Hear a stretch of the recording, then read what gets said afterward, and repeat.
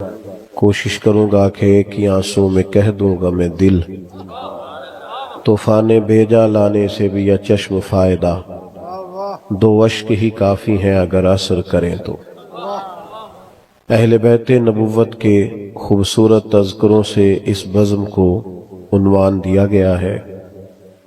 امام علی مقام رضی اللہ تعالیٰ عنہ کا ذکر آج ہماری اس بزم کا مرکزی موضوع ہے۔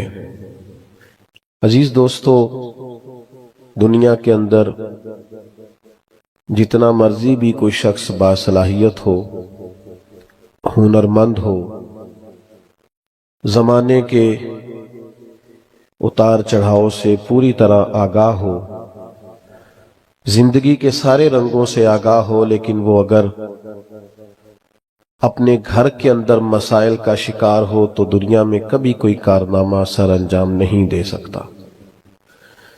جو لوگ آپ کو مختلف محکموں میں پریشان نظر آتے ہیں اور ان کے چہروں پر آپ کو اداسی دکھائی دیتی ہے، اور بعض جگہوں پہ ان کے لہجے تلخ بھی آپ کو ملتے ہیں، تو بنیادی وجہ یہ ہوتی ہے کہ ڈھیر سارے لوگ اپنے گھر سے پریشان آتے ہیں۔ جانے کس عمر میں جائے گی یہ عادت میری، روٹھنا اس سے تو اوروں سے الجھتے پھرنا۔ انسان اپنے گھر کے ماحول میں اگر تکلیف کا شکار ہو تو وہ باہر کیسے کوئی کارنامہ سر انجام دے گا؟ نبی رحمت صلی اللہ تعالی علیہ وسلم کی اولاد پاک کی محبت دین میں ضروری قرار دی گئی۔ لا اسألکم علیہ اجرا الا المودۃ فی القربى۔ محبوب علیہ السلام آپ ان سے فرما دیں کہ میں تبلیغ دین پر تم سے کوئی اجر نہیں مانگتا، ہاں میرے قریبیوں سے محبت کرتے رہنا۔ قرآن کا یہ حکم بڑی گہرائیاں رکھتا ہے۔ جب ہمارا آئیڈیل نبی کریم علیہ السلام کا مقدس خاندان ہوگا، جب ہماری محبتوں کا مرکز حضور سید عالم صلی اللہ تعالی علیہ وسلم کے مقدس اہل بیت ہوں گے، تو ہمیں سمجھ آ جائے گی ہم نے اپنا گھر کیسے بنانا ہے، کن بنیادوں پر اپنے گھر کو استوار کرنا ہے، کون سی چیزیں ہمارے خاندانوں کے لیے بہت زیادہ ضروری ہیں اور کن چیزوں سے ہمیں اپنے خاندان کو بچانا ہے۔ نبی کریم صلی اللہ تعالی علیہ وسلم نے کھول کر اس بات کو بیان فرمایا کہ میں تمہیں دو چیزیں دے کے جا رہا ہوں، اور اگر تم انہیں تھام کے رکھو گے تو گمراہی کبھی تمہارے پاس نہیں آئے گی۔ ایک اللہ کا قرآن اور دوسرا میرا خاندان۔ ہم سارے یہ چاہتے ہیں کہ ہمارے گھر سہولیات سے آراستہ ہوں، ہمارے بچوں کو کوئی تکلیف نہ آئے، زمانے کی تیز دھوپ سے وہ بچے رہیں، کسی قسم کی کوئی بھی مشکل ان کے قریب نہ آئے، یہ ہماری خواہش ہوتی ہے۔ لیکن چونکہ صحیح سمجھ نہیں رکھتے، اہل بیت اطہار کا مقدس اسوہ صحیح طور پر مطالعہ نہیں کرتے، اپناتے نہیں، تو بعض ایسے کام کرتے ہیں جو بجائے آسانیاں لانے کے اور دشواریاں لاتی۔ آپ غور فرمائیے، ہر آدمی یہ سمجھتا ہے کہ بہت سارے پیسے اگر گھر میں لے آؤں گا تو آسانیاں اور سکون میرے گھر میں آ جائے گا، حالانکہ ایسا نہیں ہے۔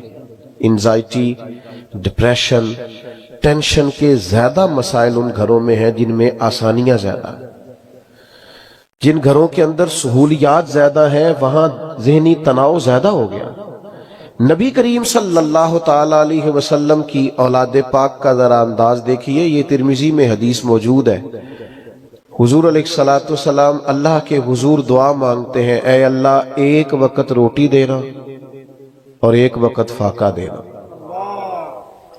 یعنی فاقے کی بھی گویا دعا مانگی محبوب کریم نے، اے اللہ ایک وقت روٹی دینا اور ایک وقت فاقہ دینا، اور عرض کرتے ہیں مالک جب تو رزق دے میں تیرا شکر ادا کروں، اور جب تو فاقہ دے تو میں تیری بارگاہ میں التجا کروں۔ ہم بڑے ناز سے یہ بات سنا رہے ہوتے ہیں کہ آج بچے کی مرضی کی چیز گھر میں نہیں پکی تھی تو اس نے موبائل توڑ دیا، تو بھئی اس کی مرضی کے خلاف تو کبھی بھی کچھ ہوگا تو وہ اسی ٹینشن کا شکار ہوگا، اپنے اوپر کنٹرول ہی نہیں کر سکے گا۔ نبی کریم علیہ السلام نے تو اپنی اولاد پاک کو فاقہ کرنا سکھایا. فقط میٹھا کھانا سنت نہیں، فاقہ کرنا بھی سنت ہے. تو بھائی آپ نے یہ کیوں نہیں سکھایا اپنے بچوں کو کہ اگر کبھی صبر آزما مرحلہ آ جائے، اگر کبھی حالات کے تیور اس طرح کے ہوں کہ آزمائشوں میں سے گزرنا پڑ جائے تو تمہیں کھڑے بھی ہونا ہے، تمہیں ذرا صبر بھی کرنا ہے. یہ بھی تو والدین کا حق تھا کہ وہ اپنی اولاد کو سکھاتے. لیکن لاڈ پیار کے نام پر ان بیچاروں سے وہ قوت ارادی، وہ قوت فیصلہ، وہ ان کی طبیعتوں کی مضبوطی ہم چھین لیتے اور بچے مضبوط نہیں ہو پاتے.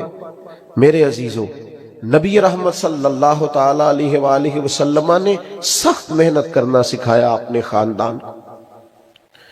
مشقت، جد و جہد، ہر وقت کام کرنا، یہ نبی کریم صلی اللہ تعالی علیہ وسلم کے اہل بیت اطہار کا طریقہ ہے.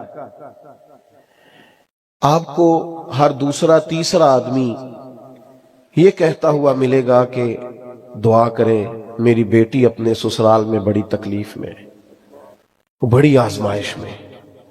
اور بہت سارے لوگ اس پریشانی کا اظہار کرتے ہیں، اور چونکہ بیٹیوں کا معاملہ بڑا نازک ہوتا ہے تو بہت سارے لوگ یہ بات کرتے کرتے ان کی گفتگو آنسوؤں میں لپٹ جاتی. درد بڑا گہرا نظر آتا ہے، پر آپ اتنے سارے لوگ یہاں جمع ہیں، کیا کوئی شخص یہ بتا سکتا ہے کہ اس کی بیٹی سسرال میں اتنا کام کرتی ہو کہ ہاتھوں پہ چھالے پڑ جائیں؟ کیا کبھی آپ نے یہ سنا ہے کہ اتنی مشقت کرتی ہو کہ اس کے ہاتھوں پہ محنت اور مشقت کے نشان نظر آئے؟ لیکن یہ دیکھو نا، یہ کائنات کی سب سے شانوں والی بیٹی سیدہ پاک تو اپنے گھر میں اتنا کام کرتی ہیں کہ ان کے مقدس ہاتھوں پہ نشان پڑ جاتے ہیں. یہ محبوب نے سکھایا. اور کس طرح سکھایا؟ میرے کریم کے دروازے سے کبھی کوئی خالی نہیں گیا. حضور کی بارگاہ ناز سے جو آیا ہے محبوب نے جھولی بھر کے عطا فرمایا.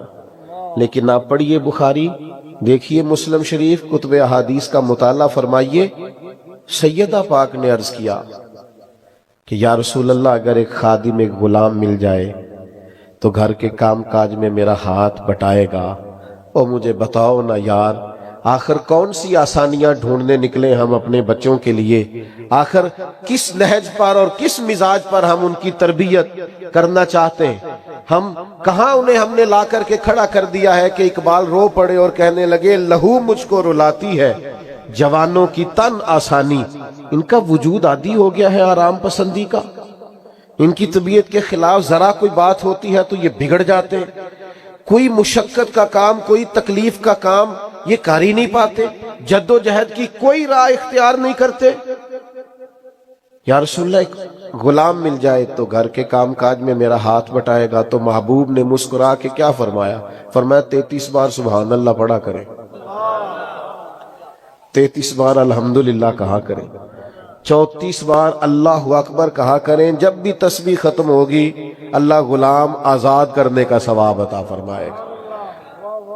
لیکن اس حدیث پر اگر آپ غور کریں گے تو سمجھ یہ آتی ہے کہ محبوب نے کہا یہ وظیفہ پڑھیں اور گویا گھر کے کام کاج آپ نے خود ہی کرنے، ڈیوٹی آپ نے خود ہی کرنی. اور میرے عزیز، تھوڑا سا محنت کا مزاج، تھوڑی مشقت کی طبیعت، تھوڑا جد و جہد کا ذوق.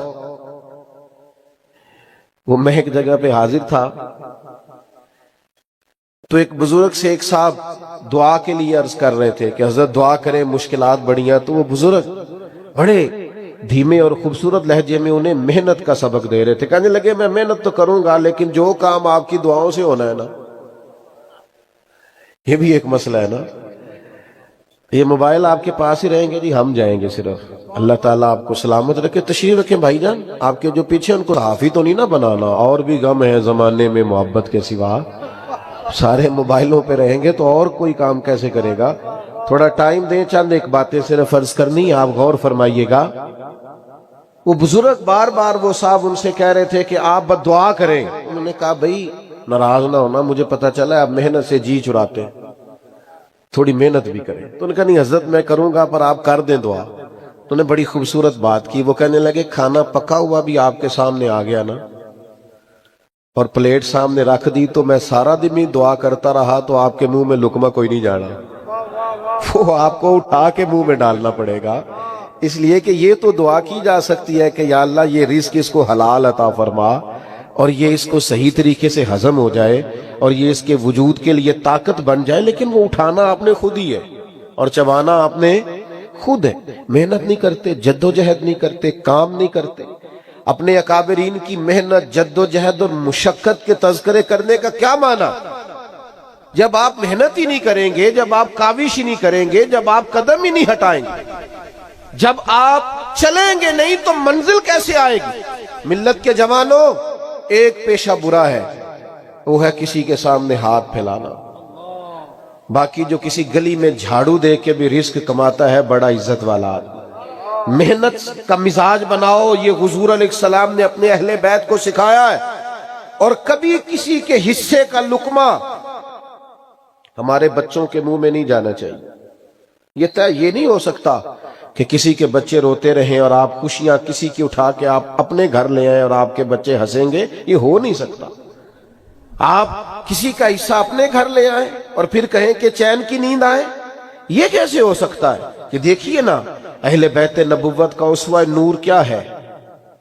امام حسن مسجد شریف میں تشریف لائے تو صدقے کی کھجوریں پڑی تھی، ایک کھجور اٹھا کے منہ میں رکھ لی۔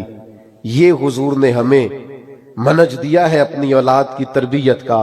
اللہ کے محبوب نے منہ میں انگلی ڈال کے جرات کرے نا آپ دوسروں کے حصے کے لقمے جو اپنے بچوں کے منہ میں دے رہے ہو، صرف یہ کہ تمہیں بات صحیح سنانی آتی ہے، صرف یہ کہ شیشے میں لوگوں کو اتارنا آتا ہے، صرف یہ کہ لوگوں کی کمزوریاں ہمارے ہاتھ لقمے نہ لائیں جو کسی اور کا حصہ ہے، ورنہ نیند میں سوراخ ہو جاتا ہے، ورنہ ایسی ساری کولنگ بھی ٹھیک کرے تو وہ نیند نہیں لا سکتا۔ میرے بھائیوں، تیسری گزارش آپ کی خدمت میں یہ کرنی ہے کہ اولادوں کے اندر یہ جذبہ پیدا کریں کہ وہ میدان میں کھڑے رہ سکیں۔ یہ کہنا کہ بیٹا گلی میں لڑائی ہو رہی ہے تو اپنا دروازہ اندر سے بند کر لے، وہ ہماری لڑائی نہیں ہے۔ میرے ابا جی کہا کرتے تھے کبھی کبھی پڑوسیوں کی آگ اس لیے بھی بجھا دینی چاہیے کہ اگر ان کی نہ بجھی تو ہمارے گھر بھی آ جائے گی۔ کبھی کسی پر ظلم اس لیے بھی روک دیا کرو کہ اگر اس پر ظلم ہوتا رہا تو ظالم مضبوط ہو جائے گا، پھر وہ کسی کو معاف نہیں کرے گا۔ بچوں کو طاقتور بنائیں، ان کو جینا سکھائیں۔ آج فیشن ہو گیا ہے چھپکلی دیکھ کے چیخے مارنا، کاکروچ دیکھ کے چیخے مارنا، یہ برگر فیملی کی علامت۔ جی گھر میں چیخے، ہم جی بڑے نرم و نازک لوگ ہیں تو چھپکلی آ گئی جی تو بچے چیخے مار رہے ہیں۔ یہ بچے میدان میں کھڑے ہوں گے، آپ ڈٹیں گے، آپ ان کو لے کے زندگی میں کوئی مشکل سر کریں گے، یہ کیسے ہو سکتا ہے؟ رنگ تو اس طرح کا ہونا چاہیے کہ جب بلوانیوں نے پورا حملہ کر دیا تھا اور حضرت عثمان غنی رضی اللہ تعالیٰ عنہ کے کاشانہ نور کو گھیر لیا تھا تو سب سے زیادہ خطرے والی جگہ دروازہ تھی۔ حضرت مولا علی شیر خدا نے اپنے دونوں بیٹوں کو تلواریں دے کر، بچوں کو تلواریں دے کر، خود شیر ہیں لیکن وہ چاہتے ہیں کہ شیر جن کی تربیت کرے وہ بھی تو شیر ہی بنے نا۔ اپنے بچوں کو تلواریں دے کر حضرت عثمان غنی کے دروازے پہ کھڑا کر کے کہا بیٹا ذرا خیال رکھنا کوئی ظالم تمہارے خالو تک پہنچنے نہ پائے۔ تو پھر جرت بھی نہیں ہوئی کسی کو پہنچنے کی، لیکن ہم نے بچوں کو جد و جہد نہیں سکھائی، جینا نہیں سکھایا۔ یہ بیچارے ہمارے لاڈ پیار کی چھاؤں کے نیچے اتنے قید ہوئے ہیں کہ زمانے کی کسی ہوا کا بھی اور کسی رنگ کا بھی یہ ذائقہ لے نہیں پاتے۔ میں کیسے عرض کروں، اب چھوٹا آدمی ہوں، اتنے بزرگوں کے بیچ کوئی بڑی بات کروں گا تو جچے گی بھی نہیں۔ بہت سارے لوگ شکوہ کرتے ہیں کہ پیرزادے اور صاحبزادے انقلاب برپا نہیں کرتے، تو بھائی جن کے ٹیشو کا ڈبہ بھی کوئی اور اٹھاتا ہو اور گاڑی کا دروازہ بھی کوئی اور بند کرتا ہو اور جناب جن کے جوتے بھی کوئی اور اٹھا کر کے سامنے رکھتا ہو، آپ ان سے توقع کرتے ہیں انقلاب برپا کرنے کی؟ انقلاب تو وہ لوگ برپا کرتے ہیں جو وقت پر بچوں کو میدانوں میں کھڑا کرتے ہیں، جو جینا سکھاتے ہیں، جو زمانے کے تھپیڑوں کے سامنے کھڑا ہونا سکھاتے ہیں، جو ان کو بتاتے ہیں کہ بیٹا جس کو تیز چلنا ہے اسے پھر سامنے آنے والی مخالف ہوا کا مقابلہ بھی کرنا پڑے گا۔ یہ مت سمجھیے گا کہ جنہوں نے دنیا میں انقلاب برپا کیا انہوں نے ویسے ہی کر دیا ہے۔ جب آپ کو کوئی کام کرنا ہے تو پھر آپ کو سونے کا وقت نہیں ملے گا، پھر آپ کو ڈھب سے کھانے کا وقت نہیں ملے گا، پھر آپ کو اتنا ٹائم نہیں ملے گا کہ آپ آدھا گھنٹہ کھڑے ہو کے آئینے کے سامنے اپنے آپ کو ہی سنوارتے رہیں۔ مجھ سے ایک دوست نے ایک دفعہ پوچھا کہ کوئی مسئلہ تو نہیں، آج کل طبیعت ٹھیک نہیں لگ رہی، تو میں نے کہا یار ایک شعر سنا دیتا ہوں، مسئلے دو ہی تھے، عمر بھر حل نہ ہوئے، ایک نیند پوری نہ ہوئی، دوسرے خواب مکمل نہ ہوئے۔ یہ کبھی موقع نہیں ملتا کہ جم کے کوئی 8-10 گھنٹے نیند لے لیں، یہی بڑا مسئلہ ہے۔ بھائی ہمیں کوشش کرنی، ہمیں ہمت کرنی۔ اور پھر چوتھی بات آپ کی خدمت میں یہ عرض کرنی ہے کہ نہ کبھی ان کو بلیک میل کریں اولادوں کو، اور نہ انہیں بلیک میل ہونا سکھائیں۔ وہ بڑا نکما ہے، بڑا بیوقوف ہے، پر میرے بھائی کا بیٹا ہے تو بیٹی تو انہیں عزت تو پھر رکھنی ہے نا، لہذا اسی سے نکاح کر لے۔ آپ کیوں بلیک میل کر رہے ہیں بچی کو؟ آپ اپنا رشتہ بتا کے جس کو شریعت اجازت دیتی ہے، اب اسے کیوں بلیک میل کر رہے ہیں؟ اور اگر قربانی دینی ہے تو اپنی دیں، آپ اولاد کی قربانی کیوں دے رہے ہیں؟ بالکل بلیک میل نہیں کریں، اس طرح کا کوئی کام نہ کریں جو جبر ہے۔ آپ شریعت کے دائرے کے اندر رہ کے ان کی تربیت کریں۔ دیکھیں نا، جتنی چیزیں انسان کو کمزور کر سکتی تھی وہ ساری کربلا میں موجود تھی۔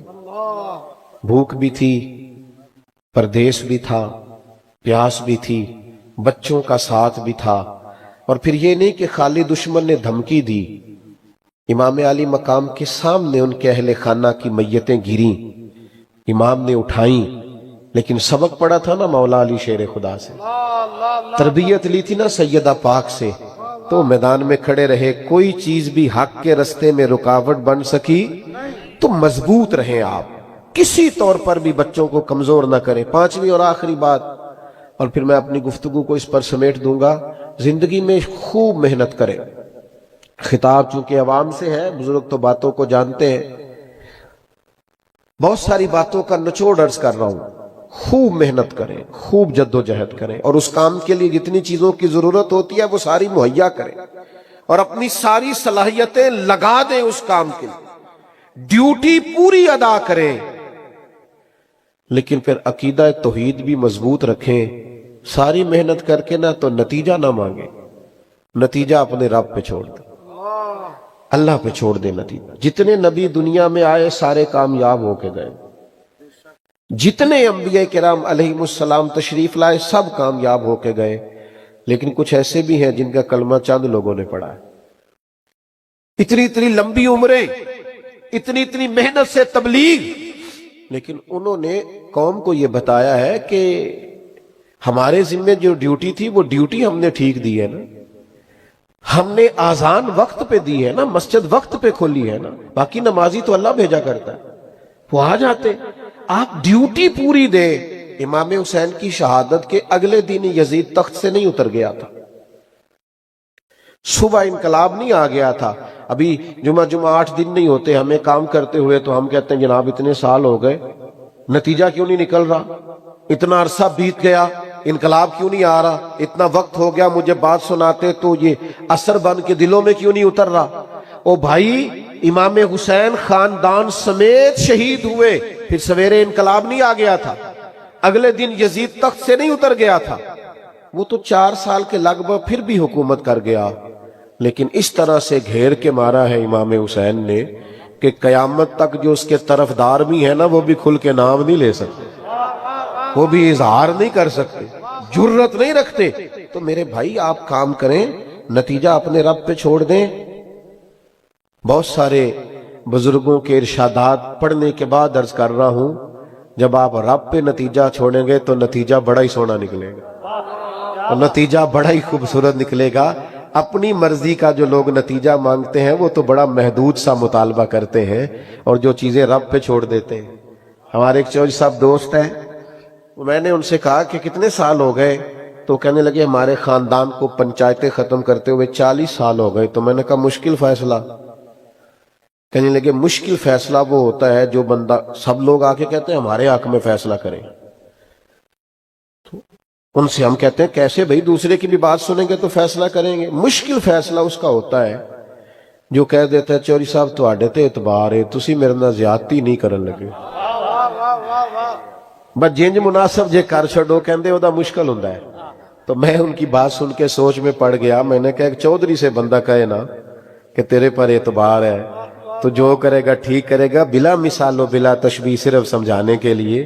اگر بندہ رب سے کہے کہ مالک تو جو کرے گا کرم ہی کرے گا، تو جو کرے گا رحمت ہی کرے گا، تو پھر اس طرف سے جو فیصلہ آئے گا وہ بڑا کرم والا آئے گا. اللہ اس ادارے کو بھی آباد فرمائے، قاری صاحب کی والدہ کے حق میں رحمت اور فضل والا فیصلہ فرمائے، اس حاضری کو قبولیت کا درجہ عطا کرے. آخر دعوانا